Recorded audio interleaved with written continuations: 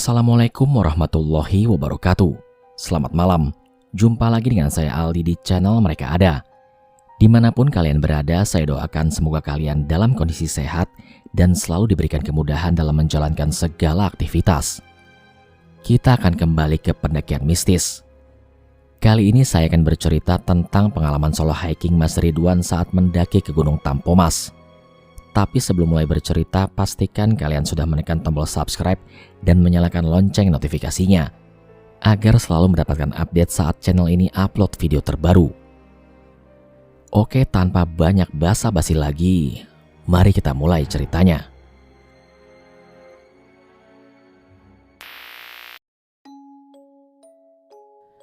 Assalamualaikum sahabat pendengar setia Mereka Ada. Semoga kalian selalu dalam lindungan Allah Subhanahu wa Ta'ala. Tidak lupa saya berterima kasih kepada Kang Aldi yang kiranya sudi membacakan cerita saya ini. Ini pertama kali saya menulis panjang dan menceritakan pengalaman pribadi saya. Jadi mohon maaf apabila ada kesalahan dari segi penulisan. Perkenalkan, nama saya Ridwan. Saya berasal dari kota Subang. Waktu itu pendakian masih terbilang sepi, tidak seperti sekarang ini. Kala itu saya solo hiking dikarenakan semua teman saya tidak ada yang bersedia ikut dikarenakan gunung yang akan aku daki terbilang angker. Aku mencoba memaksa mereka, namun tetap saja mereka tidak mau. Ditambah juga orang tua mereka tidak mengizinkan sehingga memperkuat alasan mereka. Hingga hari yang telah ditetapkan pun tiba. Karena sudah mempersiapkan semuanya, aku pun berpamitan kepada orang tuaku dengan alasan mau naik Gunung Tampomas dengan teman-teman asal Sumedang. Memangnya berapa orang yang ikut?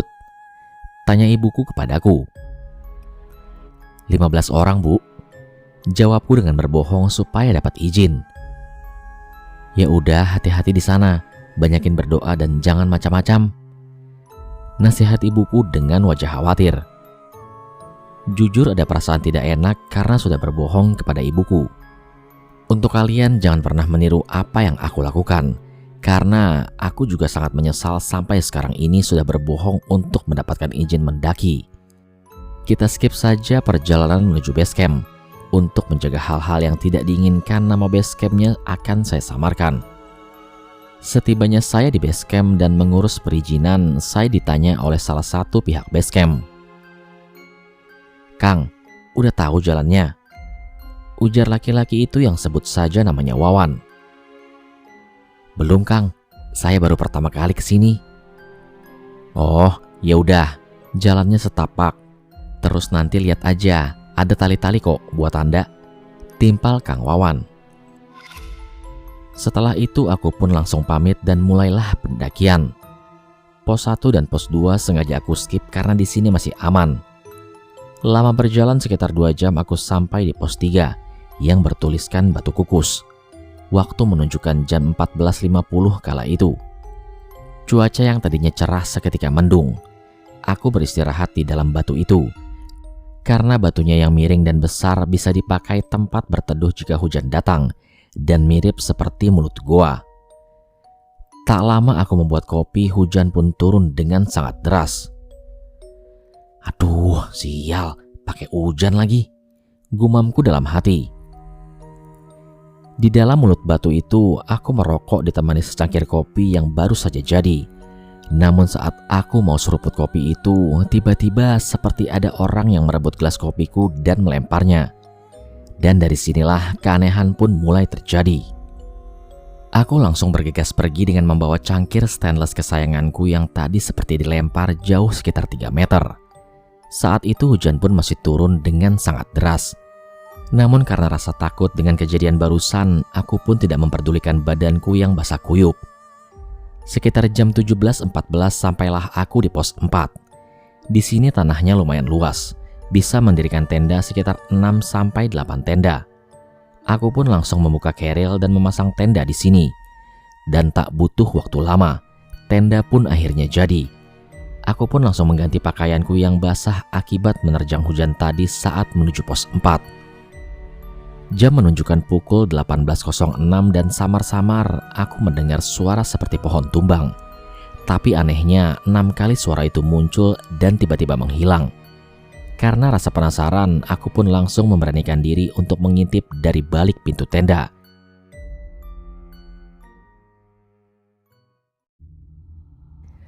Dan betapa kagetnya aku saat mataku melihat kondisi di luar tenda. Di luar sana yang tadinya hutan, kini berubah menjadi istana yang begitu megah. Di sana aku melihat seorang wanita yang kira-kira seumuranku. Wanita itu begitu cantik dan anggun. Akan tetapi mata kirinya seperti disayat benda tajam karena tertutup dan ada bekas silang seperti pisau atau bekas luka sayatan. Kemudian datanglah seorang nenek-nenek, entah dari mana datangnya.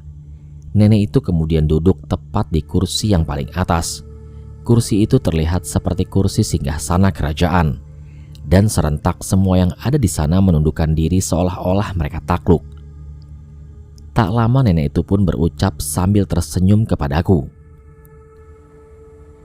Kamu akan saya nikahkan dengan cucu saya dan kamu akan mendapatkan kekayaan. Dan apabila kamu tidak mau, akan di sini selamanya dan menjadi budakku. Sontak aku pun kaget dan seperti tidak bisa berbicara entah kenapa. Setelah nenek itu berbicara, aku langsung dibawa ke kamar dan dijamu dengan berbagai macam lauk dan buah yang sangat begitu segar. Akan tetapi rasa takut ini mengalahkan rasa laparku. Tak lama berselang perempuan bermata satu itu menghampiriku. Dan betapa kagetnya aku. Kini ia menjadi teramat cantik dan kedua matanya itu utuh. Sontak saja aku pun jatuh cinta akan kecantikannya itu. Di saat aku terlena dengan suasana saat itu, samar-samar aku mendengar seperti orang berbisik di telingaku dan mengatakan, "Istighfar, ini bukan tempatmu. Wanita itu siluman yang sedang menipumu agar kamu musyrik dan menduakan Allah." Setelah mendengar itu, aku seperti tersadar bahwa ini bukan tempatku. Seketika aku mencoba istighfar dalam hati. Lalu tiba-tiba wanita itu menggeliat seperti cacing yang kepanasan. Sontak aku pun kaget karena ia yang tadinya cantik kini berubah menjadi wanita yang menyeramkan dengan muka yang sangat hancur dan setengah badannya menjadi ular. Matanya pun kini kembali menjadi buta yang satunya. Kemudian perempuan itu pun berucap, "Anak ini harus aku bunuh," sambil ekor ularnya meliuk-liuk. Namun sebelum dia sempat menghampiriku, tiba-tiba istananya bergoyang-goyang seperti ada gempa bumi. Di sana aku sangat ketakutan dan pasrah. Mungkin ini akhir dari hidupku. Seketika terbersit dalam pikiranku rasa menyesal karena sudah berbohong kepada ibuku soal pendakian ini. Lalu tiba-tiba di sampingku kini berdiri seorang anak laki-laki yang kira-kira umurnya 17 tahun. Ia tersenyum kepadaku lalu berkata, "Jangan takut, ini semua tipuan mereka. Kamu berdoa saja supaya Allah membantu kita. Karena hanya dialah yang maha segalanya." Seketika nenek itu datang menghampiri cucunya. Ia pun sama seperti cucunya berwujud manusia ular. Nenek itu kemudian berkata, "Kenapa kamu ikut campur urusanku? Aku tak ada urusan denganmu." Pemuda itu pun kemudian menjawab, "Aku hanya menolong orang yang kamu sesatkan, dan akan aku bawa kembali ia ke alam kami. Jika kamu menghalangi, maka dengan izin Allah istanamu ini akan aku hancurkan." Ucap laki-laki itu, "Aku akan memenuhi keinginanmu, tapi beri aku bukti kalau kamu keturunannya Nyimas Rara Santang," ucap si nenek ular. Dan laki-laki itu pun langsung menjawabnya lagi, "Hanya Allah yang maha tahu. Kenapa kamu bertanya kepadaku?" "Baiklah anak muda, silakan kalau kamu ingin membawa ia pergi. Maafkan aku dan cucuku ini. Kami berjanji sampai kami punah nanti, kami tidak akan mencari suami yang kami paksa. Akan tetapi kalau orang yang memuja kepada kami akan membawanya seperti dia," ucap nenek setengah ular itu sambil menunjukku. Pemuda itu kemudian langsung menepuk pundakku. Dan setelah pemuda itu menepuk pundakku, seketika aku tersadar saat ini sudah ada di dalam tenda. Terlihat dari dalam tenda di luar sana seperti ada kobaran api. Lalu dengan perlahan aku membuka pintu resleting tenda. Dan aku melihat pemuda itu sedang mengorek-ngorek api unggun sambil merokok.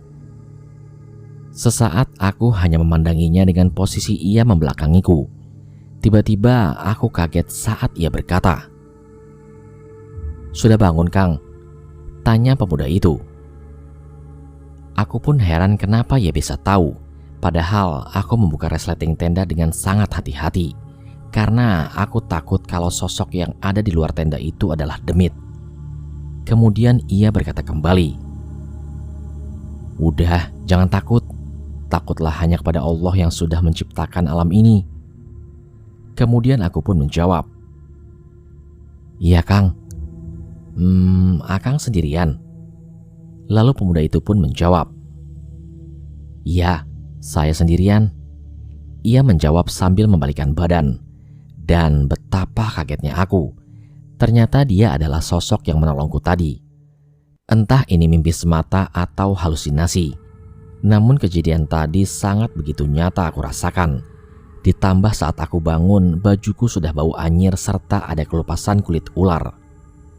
Aku pun langsung menanyakan soal kejadian tadi kepada pemuda itu.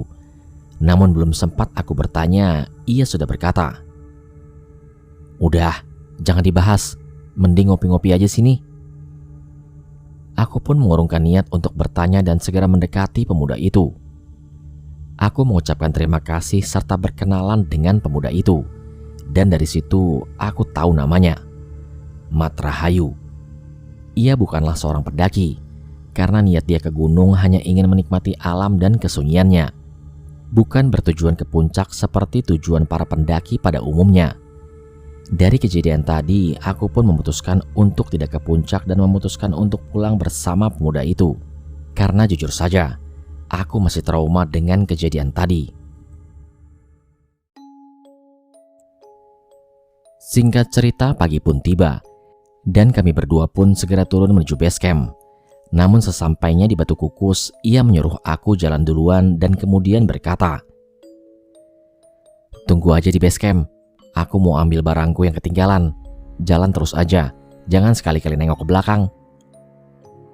Aku pun tidak merasa aneh saat ia berpesan seperti itu. Mungkin memang ada sesuatu yang tertinggal sehingga dia memutuskan untuk kembali mengambilnya. Segera aku lanjutkan perjalanan turun. Perjalanan turun lancar jaya, tak ada kendala sama sekali. Hingga akhirnya aku sampai di base camp kira-kira jam 9.20. Aku putuskan istirahat di base camp agak lama untuk ngopi dan merokok. Hingga tak sadar sudah jam 14.50. Namun laki-laki itu tidak kunjung muncul. Aku pun berinisiatif bertanya dan berpesan pada pihak base camp. "Bang, kalau ada pendaki yang namanya Mat Rahayu dan udah turun, tolong bilangin makasih ya. Sama ini, aku nitip nomor WhatsApp, nanti kasih ke dia aja, Bang." Kemudian penjaga base camp itu berkata, "Lah, Kang, dari kemarin yang naik cuma Akang aja. Mungkin orang itu lewat jalur yang satunya lagi." Aku pun dibuat heran dengan apa yang dikatakan oleh pihak base camp. Beberapa pertanyaan mulai muncul memenuhi pikiran ini. Apakah sosok yang menolongku itu benar-benar manusia? Atau... Pertanyaan itu sampai sekarang masih menjadi teka-teki yang belum terpecahkan bagiku. Jujur, aku mau berterima kasih kepada beliau, serta ingin mendaki lagi bersama dia. Percaya nggak percaya, ini kisah nyata. Ambil aja sisi baiknya, dan pelajaran paling penting dari cerita ini adalah izin dan ridho dari orang tua itu mutlak kita dapatkan jika ingin melakukan sesuatu. Karena doa dan ridho dari orang tualah apapun yang kita lakukan akan dipermudah. Sesuatu yang dimulai dengan kebohongan akan membawa dampak yang kurang baik bagi diri kita sendiri. Saya pamit, wassalamualaikum.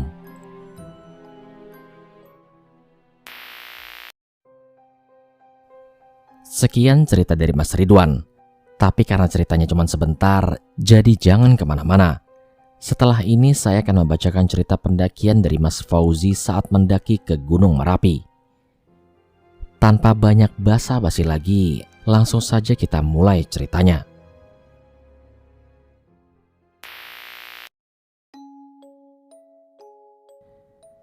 Assalamualaikum channel Mereka Ada. Apa kabar? Semoga selalu sehat dan selalu sukses ya Bang. Di sini aku mau kenalin diri terlebih dahulu. Dan sekalian mau berbagi cerita horor pendakianku. Namaku Fauzi Aditya, biasa dipanggil Adit. Asalku dari Medan. Ini cerita horor pendakianku bersama dua orang temanku yaitu Hasan dan Imul. Dan semoga cerita ini menjadi pelajaran buat kita semua. Kisah ini dimulai dari Medan tanggal 13 Desember bertepatan dengan hari Minggu. Aku iseng membuka WhatsApp dan di situ masuk notif chat dari kawanku yang bernama Imul. Isi chatnya kurang lebih seperti ini. "Woi Dit, lu di mana? Aku udah di Sumbar nih. Suntuk kali aku di sini nggak ada kawan. Malah baru dipecat lagi sama bos kerja. Kemarin kamu bilang kamu kan mau ke Sumbar. Mana? Sinilah, biar kita jalan-jalan." Lantas aku pun membalas. "Yoi, selaulah Mul. Palingan tanggal 14 nanti aku berangkat. Aku juga nggak ada tujuan. Kawanku yang di Bukit Tinggi ngajak aku naik ke Gunung Marapi. Kalau emang kamu ada waktu ya udah join aja. Nanti jumpa di Bukit Tinggi. Besok aku berangkat dari Medan ke Bukit Tinggi." Balasku pada Imul di aplikasi pesan singkat. Singkat cerita, pagi pun tiba, tepat tanggal 14 Desember hari Senin. Setelah prepare, aku berangkat sendirian dari Medan menuju Bukit Tinggi. Dan saat aku mau beranjak dari rumah, tiba-tiba yang awalnya cerah, cuaca berubah seperti mau hujan. Langsung mendadak mendung dan gerimis, seolah tak mengizinkan aku untuk pergi saat itu. Namun tekad dan tujuanku sudah bulat. Lalu aku langsung saja bergegas pergi pamit kepada kedua orang tuaku dan meminta doa agar diberi keselamatan di jalan. Aku akhirnya naik bus jurusan Bukit Tinggi. Di dalam bis aku habiskan waktu untuk tidur. Sampai di Bukit Tinggi hanya sesekali bus berhenti untuk makan. Dan singkat cerita sampailah aku di Bukit Tinggi pada tanggal 15 Desember, tepatnya hari Selasa jam 2 siang. Di situ aku langsung disambut dengan temanku yang bernama Hasan. "Macam mana boy perjalanannya? Aman?" tanya Hasan kepadaku. Lalu aku pun menjawab, "Aman. Udah yuk langsung ke mes aja. Capek kali badan aku." Oh iya, si Hasan ini orang Medan, tapi ia juga merantau di Bukit Tinggi dan sudah lama menetap di sini kira-kira 1 tahun lebih. Singkat cerita sampailah kami di mes si Hasan. Aku pun langsung berbaring dan beristirahat dikarenakan tubuhku yang lelah akibat perjalanan dari Medan. Hingga aku terbangun tepat pukul 9 malam. Kulihat ke seluruh arah mes. Aku tak melihat Hasan. Kemudian suara dering ponsel mengagetkanku. Ternyata ponselku berbunyi dan ternyata itu telepon dari si Mul yang sudah menelpon lebih dari 30 kali. Lalu kemudian aku mengangkatnya. "Halo." Lalu Imul pun menjawab, "Kamu di mana? Udah sampai belum? Capek aku nungguin kamu." Lalu aku menjawab, "Udah dari tadi siang. Ini baru bangun. Capek badan aku." Imul pun kemudian menjawab, "Ya udah, besok pagi ketemuan di jam gadang ya." Pagi pun tiba. Lalu bertemulah aku dengan Imul ditemani dengan Hasan. Hari itu tanggal 16 Desember, tepatnya hari Rabu, pukul 10 pagi. Kemudian singkat cerita, kami ngobrol-ngobrol lalu aku membuka pembicaraan. "Gimana kalau kita gerak hari ini aja? Biar langsung prepare dan kita gas. Jadi akunya juga gak lama-lama di sini." Kemudian Hasan menjawab, "Boleh juga. Ya udah, kalau gitu kita langsung prepare aja. Keburu siang." Singkat cerita kami pun pulang dan langsung prepare barang-barang. Dan akhirnya selesai prepare barang jam 2 siang. Kami langsung bergerak dari Bukit Tinggi menuju Koto Baru menaiki angkutan umum. Dan akhirnya kami tiba di Simpang Koto Baru. Di sini yang sudah pernah ke Gunung Merapi hanya Hasan. Aku juga baru pertama kali mendaki ke Gunung Merapi. Kemudian kami melanjutkan perjalanan dengan berjalan kaki. Kami tidak melalui jalur Koto Baru, tetapi kami memilih untuk melewati jalur Batu Palano. Dan saat itu jam menunjukkan pukul 5 sore.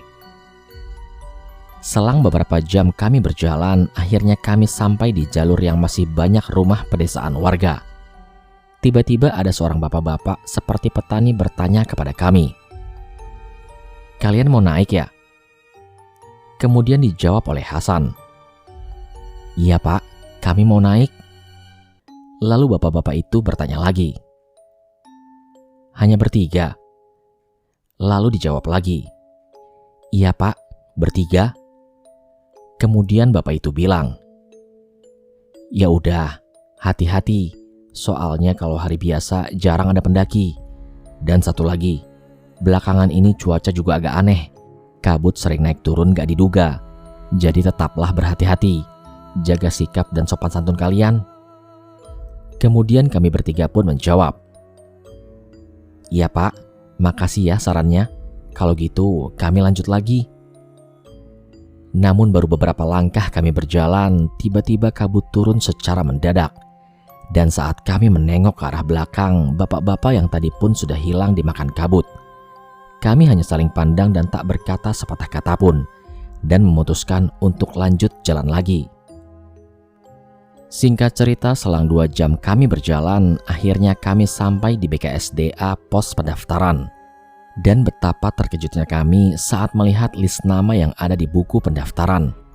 Ternyata memang benar, hanya ada 6 orang pendaki yang tercatat di buku pendaftaran itu.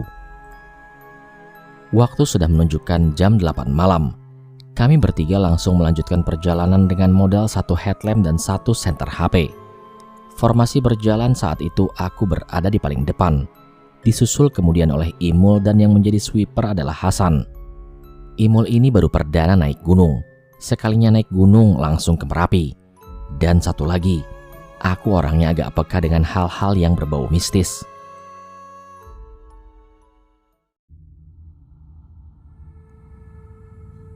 Kami lanjut jalan, namun baru saja melewati jembatan batuang sesudah sumur kodok, langsung cuaca berubah menjadi aneh. Kabut yang turun disertai angin yang sangat kencang, akan tetapi tidak turun hujan. Kami bertiga mencoba untuk tidak memperdulikan itu dan memutuskan untuk lanjut jalan. Setelah kurang lebih 30 menit kami jalan, akhirnya kami sampai di pos 1. Di sini keanehan mulai terjadi. Dikarenakan aku yang orangnya penasaran, aku mengarahkan senter ke arah atas pohon dan tanpa sengaja aku melihat sosok tergantung dengan kaki yang terikat ke atas.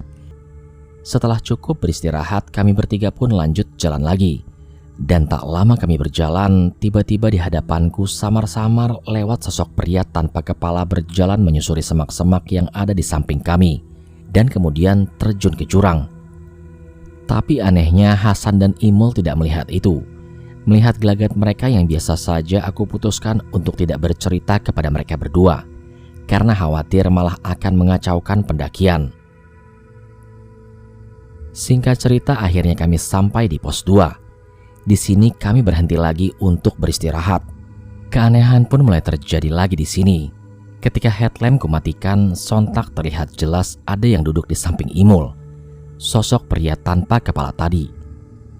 Aku yang penasaran kembali menyalakan headlamp dan mengarahkan sinar headlamp ke arah Imul. Namun anehnya, sosok itu hilang tidak tampak apa-apa. Hanya wajah Imul yang terlihat kelelahan. Ngapain senter kamu arahin ke aku? Silau, matikan aja. Macam hantu aja aku di senter-senter segala. Lantas aku pun menjawab, jangan ngomong sembarangan. Ini di hutan, istighfar kamu. Lalu selang beberapa menit, akhirnya kami bertiga melanjutkan perjalanan lagi. Waktu saat itu kira-kira pukul 10 malam. Setelah beberapa saat kami lanjut jalan, tiba-tiba terdengar suara seperti binatang yang mengaum. Dan kali ini bukan cuma aku saja yang mendengar, tapi Imul dan Hasan juga mendengar suara auman itu. Ayo jalan, ngapain kamu nunduk-nunduk? Kayak orang kesuruh. Mul, jangan ngomong sembarangan, sompral banget sih kamu, ucap Hasan memotong ucapan Imul. Kemudian singkat cerita kami akhirnya sampai di KM 4. Di situ kami beristirahat lagi sambil membuat kopi. Karena cuaca sudah semakin dingin. Waktu sudah menunjukkan jam 11 malam. Dan dari awal pendakian sejak di BKSDA tadi sampai di KM 4 ini, kami tidak bertemu dengan pendaki lain. Yang ada di pikiranku hanya satu. Kemana pendaki yang naik ke puncak tadi pagi? Kenapa belum turun juga? Kalau mereka summit attack tadi pagi, harusnya mereka udah sampai di BKSDA sore atau paling lambat jam 7 malam. Namun aku mencoba mengabaikan hal itu dan setelah ngopi, kami lanjut jalan lagi. Sedang asik-asiknya kami jalan, tiba-tiba Imul berbicara. "Boy, itu ada senter dari atas. Apa jangan-jangan itu pendaki yang tadi pagi muncak?" Sontak aku kaget karena aku tidak melihat apa-apa, kecuali sorotan headlamp yang aku sorotkan ke arah depan. Dan saat aku sorotkan headlamp ke arah kiri, tiba-tiba aku terkejut karena aku melihat harimau yang begitu besar, sebesar 2 kali lipat ukuran badan orang dewasa dengan mata yang bercahaya. Sontak aku langsung istighfar. Aku yakin itu bukanlah harimau sungguhan, tapi itu harimau jadi-jadian karena ukurannya yang tidak masuk akal.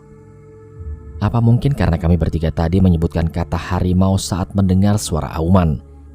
Karena di Marapi, pantangannya tidak boleh menyebutkan nama hewan tersebut dengan kata harimau, akan tetapi menggantinya dengan kata inyak. Itu menurut tapi kami masih berpikir positif. Mungkin itu pendaki yang tadi pagi. Lalu kami pun panik. Jangan-jangan terjadi sesuatu dengan mereka. Dan akhirnya kami pun berteriak sekencang mungkin. "Woi, siapa itu? Ada apa? Ada masalah? Apa keadaan di sana baik-baik saja?" Kemudian tidak ada jawaban sama sekali. Anehnya kalau itu manusia, pasti ia balik menjawab. Kondisi kami bertiga makin tak karuan. Kami langsung mempercepat langkah. Dan alhamdulillah gangguan sudah mulai pergi sedikit demi sedikit.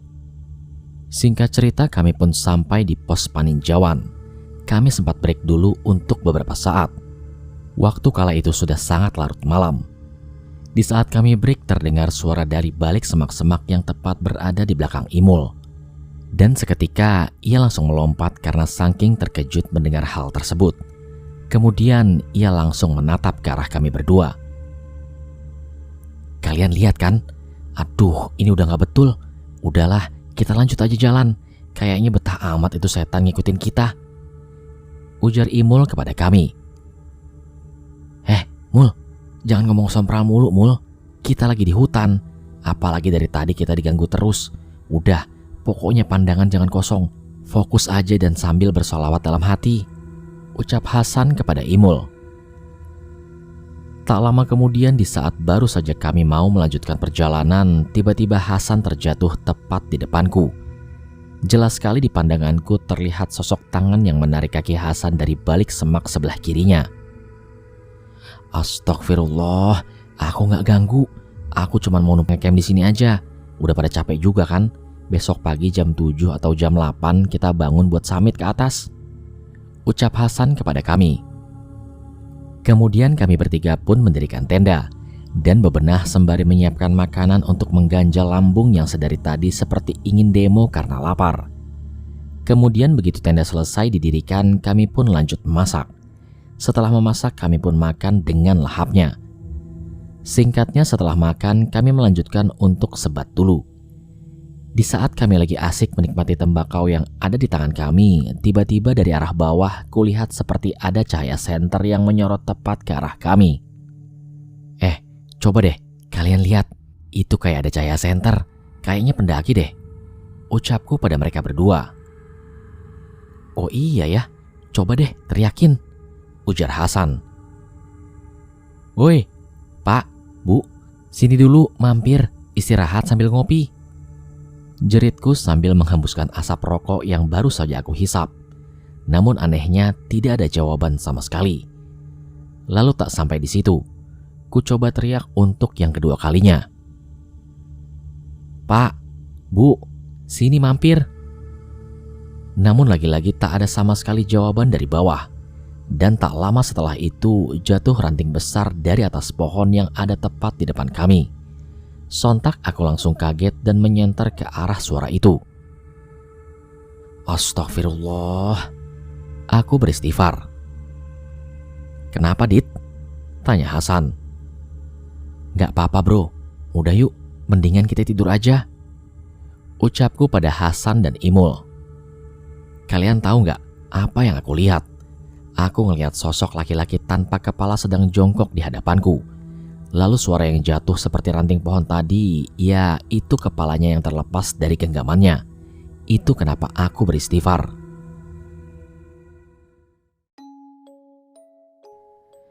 Singkat cerita kami pun tidur. Kemudian kami terbangun tepat pukul 8 pagi. Lalu kami bersiap untuk summit pagi itu. Kami masak dan membuat kopi untuk menghasilkan tenaga saat kami muncak nanti. Kami mulai perjalanan buat summit sekitar jam 9:15. Sebelum berjalan tak lupa kami berdoa. Dan setelahnya kami pun memulai langkah. Tak lama kemudian kami pun tiba di Cadas. Kami pun singgah di situ untuk istirahat. Ini kayaknya kita nggak diizinin deh buat muncak hari ini. Kayaknya nih ya, dari kalian berdua ada yang belum mandi wajib nih. Makanya kita digangguin terus dari tadi malam. Ucap Imul sambil tertawa dengan sompralnya. Kamu Mul, nggak bisa dibilangin ya? Udah dibilangin kita lagi di alam liar. Kamu jangan sompral. Ucapku pada Imul. Oh iya, tadi malam kalian dengar gak suara harimau waktu di pos 2? Tanya Imul. Iya, aku dengar. Tapi udahlah, biarin aja. Mungkin dia pengen ngingetin kita supaya jangan macam-macam di sini. Ucap Hasan. Oh iya Dit, waktu di pos 1 pas kamu senterin muka aku ngerasa kayak ada helai rambut gitu. Helai rambutnya itu tepat banget di pundak aku. Ya, cuman aku diam aja. Aduh Mul, udah nanti aja ceritanya kalau udah gak di sini. Timpalku pada Imul. Bodohnya kami menceritakan hal yang paling dilarang ketika berada di gunung. Lalu tiba-tiba tak lama setelah kami selesai bercerita, cuaca yang tadinya begitu cerah seketika berubah menjadi turun kabut. Namun kami tetap memutuskan untuk melanjutkan perjalanan. Sekitar 10 menit kami berjalan, kabut semakin tebal.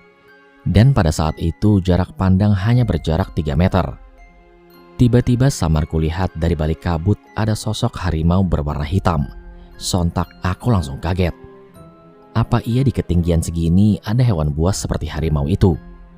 Ujarku dalam hati. Udah yuk, lanjutin jalan. Jangan berhenti, keburu kabutnya makin tebal. Ujarku pada yang lain. Aku hanya takut kalau memang itu harimau, apa jadinya nasib kami pada saat itu. Jangan Dit, bahaya. Bagusnya kita nunggu aja kabutnya hilang dulu. Ucap Hasan mengingatkanku. Lalu kami pun berhenti untuk menunggu kabut menghilang. Tapi sayangnya kabut semakin tebal, seolah tak mengizinkan kami untuk naik ke atas puncak. Udahlah, ayo lanjut aja. Pokoknya aku gak mau tahu. Aku harus muncak. Jangan sampai perjalananku sia-sia. Udah sejauh ini dan udah banyak juga halangan dan gangguan yang aku alami. Ucapku seperti tak sadar melantunkan kata-kata yang tak pantas. Jangan ambil resiko, Dit. Lebih baik kita utamakan keselamatan. Posisi pendaki yang kesini juga sepi. Nanti kalau ada apa-apa sama kita bertiga, nggak ada yang nolong kita. Nggak ada yang tahu keberadaan kita. Ujar Hasan mengingatkanku. Sontak seketika pandanganku berubah menjadi hitam. Dan tak lama kemudian aku pun seperti pingsan. Dit, bangun Dit, bangun. Ucap Hasan. Tak lama aku pun terbangun dari pingsanku. Tetapi rasanya tubuhku lelah dan lemas. Untuk bangkit pun rasanya tak berdaya. Aduh, kok lemes banget ya badan gua. Gua ini kenapa? Jangan gitulah Dit kalau bercanda. Kamu ngapain tiba-tiba mau loncat? Jerit-jerit kayak orang marah. Sampai muka aku mau kamu cakar. Jangan buat suasana makin horor Dit. Udah yuk, mendingan kita turun aja sekarang. Aku gak mau nanti salah satu dari kita ada yang diambil. Ucap Imul kepada kami. Kemudian kami bergegas turun ke bawah. Aku berjalan dengan bantuan pundak Hasan dan Imul. Dengan perlahan aku pun kembali bisa berjalan lagi. Dan akhirnya kami pun sampai di pos pintu angin. Alhamdulillah sepanjang perjalanan kami turun tak ada gangguan lagi yang datang. Hanya sekedar bayangan hitam saja yang sesekali lewat dari arah samping. Alhamdulillah akhirnya kami sampai di BKSDA pukul 8 malam. Di situ kami mandi dan bersih-bersih untuk pulang ke mes Hasan untuk beristirahat. Weh, cerita dong. Kenapa pas gue di Cadas kok gue bisa pingsan dan pas bangun badan gue kok kayak lemes ya? Ujarku sambil kebingungan dan bertanya kepada kedua temanku. Jadi gini Dit, sebenarnya kamu itu kesurupan. Kamu tiba-tiba lari ke atas. Terus aku kejarlah sama Imul. Untung aja waktunya tepat. Di saat kamu mau lompat ke arah jurang yang ada di samping kamu, aku langsung narik baju kamu. Hampir aja kita jatuh berdua, Dit. Terus kamu jerit-jerit dan marah-marah. Terus natap ke arah Imul. Terus bilang kepada kami, "Tinggalkan aku di sini. Aku sudah betah di sini." Terus kamu mengaung kayak harimau. Terus kamu ngomong lagi, "Kalian pergi dari sini. Biarkan anak ini di sini. Atau kalian bertiga juga akan tetap di sini." Ya setelah itu, aku langsung peluk kamu kuat-kuat. Terus aku bacain ayat-ayat suci Al-Quran. Gak lama kemudian ya alhamdulillah kamu sadar. Ucap Hasan sambil menjelaskan apa yang terjadi. Kemudian kami pun bergegas untuk menuju Kota Baru. Dan alhamdulillah kami sampai di Kota Baru dengan selamat. Kami sampai di Kota Baru tepat jam 11 malam. Begitu lelah perjalanan yang kami lalui, begitu banyak bahaya dan konsekuensi yang harus kami hadapi. Tapi Allah masih sayang kepada kami bertiga.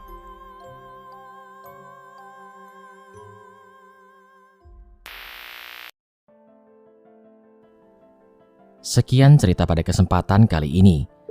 Semoga dari kedua cerita di atas dapat kita ambil sisi positif dan kita amalkan dalam kehidupan sehari-hari. Terima kasih kepada teman-teman yang sudah menyimak cerita di channel Mereka Ada. Nantikan cerita selanjutnya yang pastinya jauh lebih seru. Sampai di sini dulu perjumpaan kita kali ini. Sampai bertemu pada episode selanjutnya. Saya Aldi pamit undur diri dari hadapan kalian. Wassalamualaikum warahmatullahi wabarakatuh.